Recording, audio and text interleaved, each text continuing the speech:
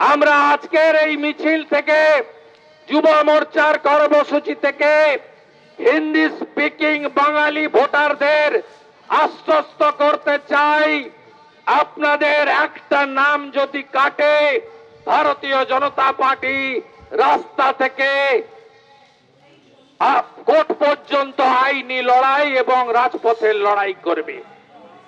একটা যদি মতুয়া, একটা যদি বাঙালি হিন্দু রিফিউজি তার নাম কাটা হয়, আমরা শেষ দেখে ছাড়বো। তাই পায়ে পায়ে শান্তিপূর্ণ ভাবে এই কর্মসূচিতে আপনারা চলুন। আমি ধন্যবাদ জানাবো ইলেকশন কমিশন অফ ইন্ডিয়াকে। তারা মমতা ব্যানার্জির কথা শোনেননি। এর আগে 6 বছর ধরে আরি জাপ্তাব সিও অফিস কলকাতাকে তৃণমূলের শাখা সংগঠনে পরিণত করেছিলেন। ভিতরে এখনো কাঁচড়া আছে, অনেক নোংরা আছে, পরিষ্কার করতে হবে 26-এর আগে। প্রথম লিস্টে নাম পাঠালেন মমতা ব্যানার্জি, 1-এ পারভেজ আহমেদ সিদ্দিকী, 2-এ সঞ্জয় বনসাল, 3-এ শরৎ দ্বিবেদী। রিজেক্ট হলো। তারপরে বলল সিনিয়রদের নাম পাঠান। মমতা ব্যানার্জি পাঠালেন 2টো নাম, অনুপ আগরওয়াল এবং দূষণ দারিয়াল। আপনারা জানেন এরা কারা? এরা হলো সঞ্জয় বনসাল, কোভিডের সময় মেডিকেলে চুরি করেছে রাজীব সিনহার সাথে পড়ে। আর এই দূষণ নারিয়াল, তিনি টিচার রিক্রুটমেন্ট স্ক্যামে নিজাম প্যালেস থেকে 3 বার ঘুরে এসেছেন।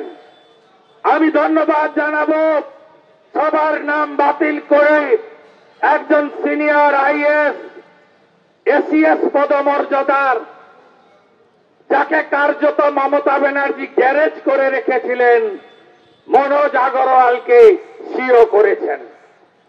তিনি কি করবেন আমি জানি না। আমরা বিজেপি কোনো ফেভার চাই না, কিন্তু আমি বলতে পারি আপনি অন্তত আরি যাত্রা ভাবেন না। 2026-এর নির্বাচনে গণতন্ত্র প্রতিষ্ঠার লড়াইতে সিও অফিস গণতন্ত্র প্রতিষ্ঠা করার জন্য নিরপেক্ষভাবে কাজ করবে। আর আমরা মোদিজির ছোট চৌকিদার হিসেবে 2 চোখ খোলা রাখবো, নজর রাখবো। এই নির্বাচন পশ্চিম বাংলার গণতন্ত্র রক্ষা করার শেষ নির্বাচন বলে আমরা মনে করি। ডু অর ডাই হবে। গণতন্ত্র আমরা রক্ষা করব।